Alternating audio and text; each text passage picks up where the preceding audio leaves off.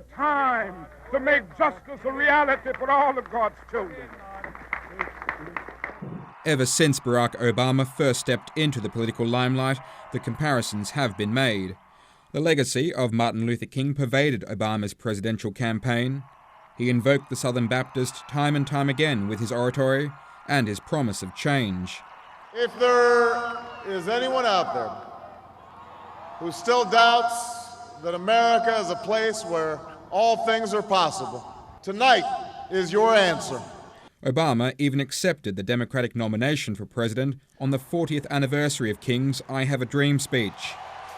I say to them tonight, there is not a liberal America and a conservative America. There is the United States of America. Now, history links the King holiday with President-elect Barack Obama's inauguration, one of the country's greatest civil rights champions and the country's first African-American head of state, connected in time and space. Here in Atlanta, Georgia, the cradle of the American civil rights movement, some say King's vision has been realized.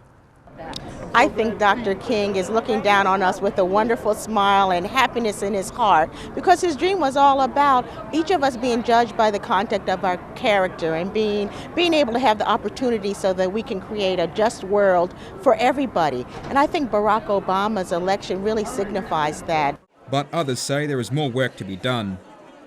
It's about much more than the election of one man. The struggle was really about the advancement of the country and the creation of what Dr. King called the beloved community. And so just Obama's election alone clearly pushes us closer in that direction. But now that he's been elected, we've got a lot more work to do to really create this beloved community that Dr. King talked about. Others point to the need to address the gap between the haves and have-nots. Just as President-elect Obama has said, now it's time for us to work, King would reiterate that. It's time for us to work even harder, because we still don't have equity in jobs across the country. We still don't have the equity of education. There's certain areas of our country that are less educated than third world countries. You have disproportionate balances of socioeconomic status, so King would say we still have a lot of work to do. And as for the average Australian's take on Obama's election to the top job? I think it's amazing. I am so happy that Barack Obama is the new president of the United States of America.